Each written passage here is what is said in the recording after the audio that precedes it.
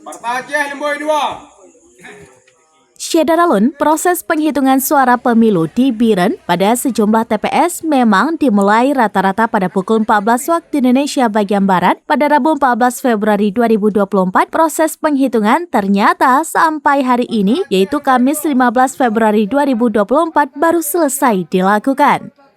Seperti halnya di TPS Desa Gelanggang Baru Kota Juang Biren dan TPS Desa Irop Kecamatan Simpang Mamplam Biren. Para petugas KPPS pertamanya menghitung kertas suara pemilu presiden, kemudian dilanjutkan kertas suara DPD RI, DPR RI, DPRA, dan terakhir DPRK. Di Desa Gelanggang Baru ada 4 TPS dengan jumlah pemilih 1.006 orang. Anggota KPPS dan saksi melakukan penghitungan suara membutuhkan waktu dari sore hingga pagi hari. Para saksi dan aparat keamanan tidak beranjak di lokasi TPS.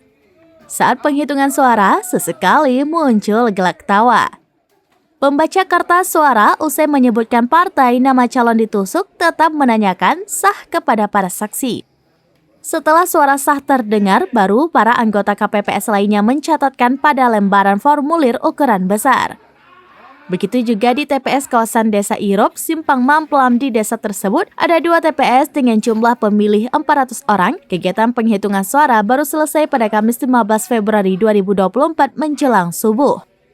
Usai penghitungan di TPS, data dan logistik pemilu diangkut ke kecamatan untuk diplenokan.